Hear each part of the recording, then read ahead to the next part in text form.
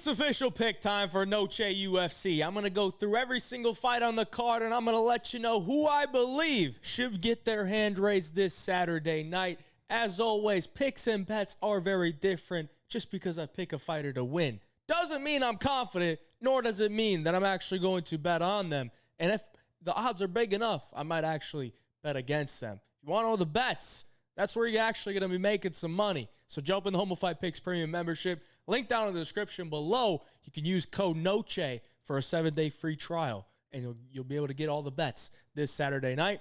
And we've been absolutely crushing it. 12 of the last 13 events we've cashed in and made some profit. And I expect this Saturday to be another one. Let's get into the picks. First up, we got Donchenko taking on Rodrigo Sezinando. And honestly, I don't have a real strong take on this one, but based on the film that I've watched, I do think Donchenko's the more dangerous striker. I think he's the better striker. He's also the younger guy here, and I do think he has the upside to get a knockout here. Now, if the fight hits the ground, Sezinando's probably going to be the much better grappler, and I do think he could find a submission on the ground. So for me, it's a toss-up, but I will give a slight edge towards the favorite in Donchenko because I do think every fight starts on the feet, and I do think he's going to be improving that ground game since he is so young, and I think the stand-up is a little bit better than Sezinando. So give me Donchenko for the official pick this week. Let's move on.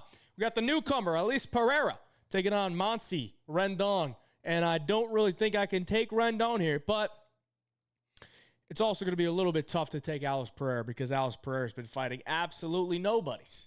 Absolute nobodies. They're free wins, but the UFC's obviously brought her in for a reason. She's 19 years of age. They got to get some new faces in the women's bantamweight division. So, she's 19, fairly good looking, probably not that picture, but look at a different picture, you might think differently. She's fairly good looking. She's young. The UFC brought her in for a reason. I do think that's who they want to win. Will she get it done? We'll see. I'm going to take her for the pick just because I don't really think the 36-year-old Rendon is really all that. And I do think if they're bringing Pereira in here, they probably believe she's UFC ready. She trains at a good camp, so we'll see, man. But give me Pereira, the newcomer here. But probably not a fight I want to get involved with from a betting perspective. Let's move on. Costa taking on Coria. Now, I don't think Coria is all that bad. I was watching his tape. I think he's actually fairly solid. He's a good boxer, decent power on the feet, can take a shot, but it also means it's a little bit hittable. I do think, Costa is the rightful favorite, but I think it's a little bit wide. Because I don't really think Costa is a world beater, but he is aggressive on the feet. He's got good leg kicks. He has a power in his hands. Pretty solid grappler as well. And I think that overall skill set will probably be enough for him to get a victory over the debuter Coria, who I don't think had a lot of notice for this fight. So I'm going to take Costa, but if Coria can get his boxing going and he can start to get downhill, he could definitely take this fight over. But I'm going to take Costa for the official pick here. Moving on, Reese taking on Dumas, and really this breakdown just comes down to one thing, and that's that Dumas is not good. But the man has $13 into his bank account, and he needs a win badly. Now, if he doesn't get the win, he's still going to get his show money, but he'll probably burn through that pretty quickly, and it's probably not going to be all that much after paying for all the manager and the coaches and all that, all those fees, taxes, maybe if he pays his taxes. But Dumas is just not a good fighter, man. His UFC wins are not very good. And I think Reese is the better fighter, just way better fighter overall. But he can be a little bit chinny. So, if Dumas comes out here and lets his hands go, he could definitely knock out Reese. But either way, I think Reese has proven himself a little bit more at the UFC level. So I'm going to take him for the official pick here. I'm just not a big Dumas guy. And he's going to have to pull something out here. He's going to have to dig deep to feed his family, however his family is. But give me Reese to get the win here. He's my official pick. Let's move on. Better fight here. We got Gurule taking on Jesus Aguilar. And I think Jesus Aguilar has kind of high-rolled his UFC career a little bit. But you got to give him props because he is pulling stuff out of his butt, man. He's pulling guillotines. He has one of the nastiest guillotines you'll ever see. And he really hunts it. And if he doesn't get that against Gurule, I just don't really know how he wins. If he doesn't get a guillotine here, is he going to outpoint Gurule on the feet? No. Is he going to out wrestle Gurule? I highly doubt it. because Gurule went up against the D1 All-American Nick Piccinini, and Piccinini got him down, but never really held him down. And I think Gurule is a pretty good scrambler. I think he's a solid wrestler himself, and I think his striking is just going to be way better than Jesus Aguilar. So give me Luis Gurule here for the official pick. But, you know, the guillotine is always live for Jesus Aguilar for all 15 minutes. He can get it done late in round 3, too. So Gurule's got to be on his P's and Q's. But if he's able to stuff some takedowns, keep this fight on the feet, I think he's going to be able to outstrike Jesus Aguilar. Give me Gurule. Moving on. One more women's MMA. We got Tatiana Suarez coming in as a huge favorite against Amanda Lemos. And I don't agree with the line. But if this is Tatiana Suarez in her prime, then I can agree with it. The problem is I just don't really think she is still in her prime. You know, her last fight against Zhang Weili looked completely washed, did not look good. She had about 3 minutes of success in that fight, and then after that, it really wasn't much at all. Her striking looked terrible. She looked super slow, super stiff, and I think that's just what this breakdown comes down to. It's like, what version are we going to get of Tatiana Suarez? Is it going to look worse than Zhang Weili? Could be. You know, obviously, Amanda Lemos is not Zhang Weili, but, you know, if Suarez is only getting worse, then that's not very good, because Amanda Lemos is pretty physical for women's MMA. She's pretty fast. She's got good boxing, got good striking. Her takedown defense isn't all that great, but she can grapple a little bit. It's just, you know, she can get put in some bad positions and she can be submitted. And I think that's probably how the fight plays out. Amanda Lemos, you know, hitting her on the feet, then a takedown happens. Lemos is trying to get out of it. Maybe gets caught in that patented Tatiana Suarez guillotine. Maybe. Yeah, I think that's probably what happens, and I'm going to take Tatiana Suarez here for the official pick, but I just don't really think you can validate a minus 400 number on Tatiana Suarez against a solid opponent in Amanda Lemos. So I think the value's on Amanda Lemos, but I'm going to take Tatiana Suarez here for the pick, and that's just kind of me bitching out, but I'm going to do it anyway because it's women's MMA, and fuck all that. Give me Tatiana Suarez. Moving on, we got Claudia Puelles taking on Joaquim Silva. This should be a 50-50 fight, in my opinion. I mean, if Puelles can get his wrestling going, then sure, he's going to look good. But if he can't, it's going to look really bad. It's going to look really, really, really, really, really bad because he has nothing on the feet. And his wrestling is actually not terrible, but I don't think he has the best positional control. He's more of a guy that's going to hunt those submissions, and I don't know that he's going to submit Joaquim Silva because I think Joaquim Silva is a pretty damn good grappler, and I just don't really see how Puelles is going to be able to find a knee bar, find a heel hook, or whatever. I just don't really see it. So I think the fight could play out in the wrestling and the grappling for, you know, the whole 15, and then maybe Puelles can win. But the problem with Puelles is if he does get you down, he doesn't do any damage. And so if there's a minute left in one round and Joaquim Silva manages to get back up to his feet and he lands a big shot on Puelles, well, there's all the damage. It's kind of happened against Faraz Ziam. You know, Puelles was wrestling him up in round 1, and then Ziam landed a jab, dropped him in round 1. Well, there goes the round, even though you had 3 minutes of control time on the ground because you got dropped. Wasn't, you know, ruled a knockdown, but all that. And then there's also some submission attempts that he gets put on him, and he has to defend. And I think Joaquim Silva, having that Brazilian jiu-jitsu, could threaten with some submission. So I'm just going to lean towards Joaquim Silva here. If the fight's on the feet, I favor him in a striking match. I think he can use his grappling that he's had for years to either be defensive against Puelles or be offensive. So give me Joaquim Silva for the official pick. Todorovic and Medina. Gross. Get it off my screen. Give me Todorovic. Medina's just not a fighter, man. He's just not a fighter. He's a punching bag, which is cool. And there's like this weird thing about Jose Medina where it's like, man, he's just so damn tough. If he can survive this storm, maybe he could take over late. Well, if he had any offensive skills, I would be, you know, maybe on par to believe that. But he doesn't really have any offensive skills. But maybe that's enough to knock out Dusko Todorovic, who has a paper chin. So I'm going to take Dusko because I think he's the much better fighter. I think he could wrestle up Medina. You know, if Medina lands like some spinning back fist or something like that and knocks out Dusko, would I be shocked? No. Because Dusko's chin is pretty bad, but Jose Medina getting a UFC win is just not something I can really believe in. So give me Dusko for the official pick. Santiago Luna taking on Quang Lee. Santiago coming in here, UFC debut. I think this guy is low-key, like sneaky. Could be a damn good prospect. I really do. Because he's very young. He's a very explosive athlete. He's got power in his hands. He's got a good wrestling base.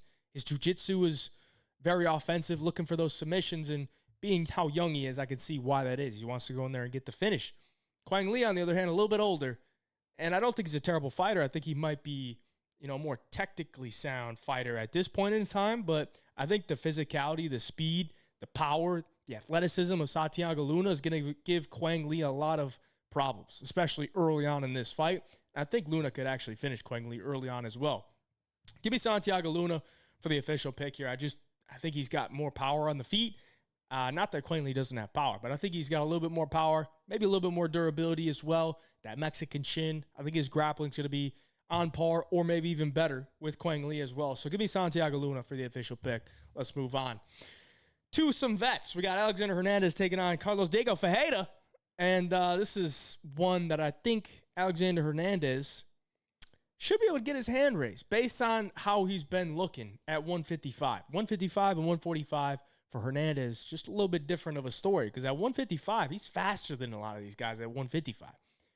And that's going to be a big factor here against Carlos Diego Ferreira, who's 40 years of age. I don't think has ever been the fastest guy, but he is a very solid fighter overall. If Diego can get his offensive grappling going, then he can take over the fight. But I just don't really see that happening. I think Hernandez, being the faster guy from 145, going up to 155, is going to be able to pop and, stick and move around on Carlos Diego Ferreira, and I think he could do that for 15 minutes.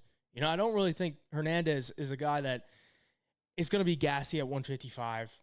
I don't think he has a bad chin. I don't think he's going to gas out against Diego if Diego doesn't grapple. So then it's a striking match, and I just think Hernandez is a little bit better of a striker. So give me Alexander Hernandez to get this one done on the short turnaround as well. Diego was also supposed to fight on that same card, but Bobby Green pulled out. So it's not like, one guy has been looking forward to this date, and then Hernandez steps in short notice. Like, both guys had a fight on the same day. One of them actually fought and got a round 1 KO. One of them didn't. So then they move on to the next fight, and they're kind of on an even playing field in that realm. So give me Hernandez, man.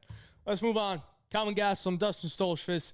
If Kelvin Gastelum don't win this fight, then he's completely cooked, man, because Dustin Stoltzfus not exactly getting wins against, good competition. Most of his wins are just not very good. We're talking the Dwight Grants of the world.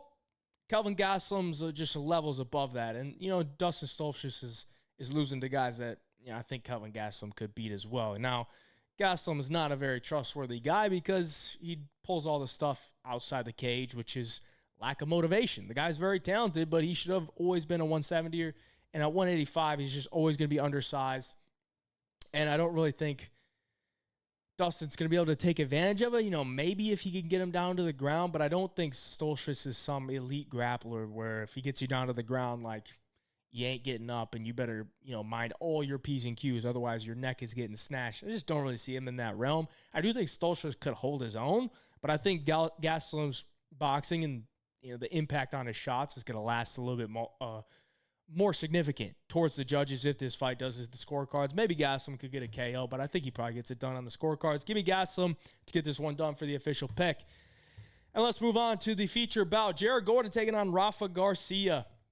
These are two very similar fighters, and I think Jared Gordon is just a little bit better. I think Jared Gordon's pace, pressure, experience, boxing, power on the feet is just better than Rafa Garcia's. I don't think Rafa is some amazing, wrestler, but he's a serviceable wrestler against the right opponent. I don't really think Jared Gordon's the right opponent to go out there and wrestle against unless you're like Grant Dawson. And you look at that fight against Grant Dawson, Jared Gordon gave him everything he could handle until Grant Dawson got to the back and sunk in that choke. So I don't think Garcia is going to be able to wrestle him up here. I don't think he's going to outstrike him, really. Could be competitive, but I think Jared Gordon, with the experience, is going to be able to outlast him as the fight goes on. And Rafa Garcia has never really jumped off the board to me as some guy that we need to look out for. So give me Jared Gordon for the official pick here. Their only really concern is Jared Gordon's durability has not been great at one point in his career, and Rafa Garcia's durability has always been good. So, if these guys are just swinging in the pocket, you never know. But I think Jared Gordon's better than that. Give me Jared Gordon for the official pick. Takes us to the co-main event.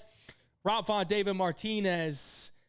I think David Martinez has a chance to get a knockout here early, but I think if the fight extends, I gotta favor Rob Font, man. I gotta favor the veteran experience. I mean, David Martinez has had one UFC fight. It's Simon Oliveira. And I don't really think Simon Oliveira is UFC level whatsoever. Rob Font been fighting the best of the best. And I don't want to say the best of the best, but he's been fighting a lot of young up-and-coming prospects. And, you know, they have different styles than David Martinez. Martinez has got that karate style, very kick-heavy, you know, kind of in and out, uses a lot of footwork.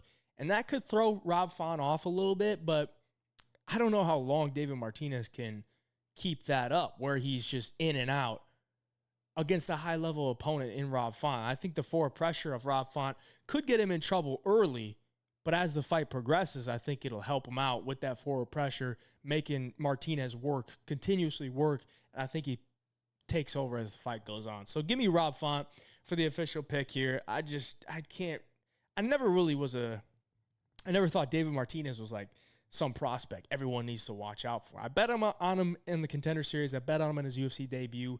But this is just way too much too soon, in my opinion. So give me Rob Font. Takes us to the main event. Jean Silva taking on Diego Lopes. Jean Silva's going to come in here, and he's just going to try to save the Fighting Nerds name, because that's all he can really do. You know, the Fighting Nerds are on a 2-fight losing streak now after Carlos Prates got that elbow. You know, last week at Paris, they lost. And Diego Lopes, just to me, isn't exactly the type of guy I would want to put up against Jean Silva to beat him. I'm not saying he can't beat him, but if I was going to build a fighter to beat Jean Silva, I would want them to also be a very good counter striker.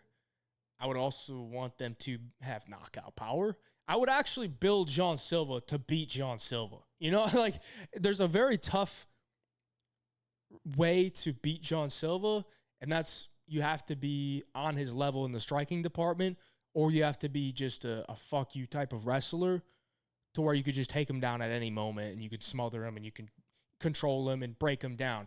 And that's just not Diego Lopes. Diego Lopes is not some guy that's going to take you down, smother you, and break you down over the course of 2 to 3 rounds.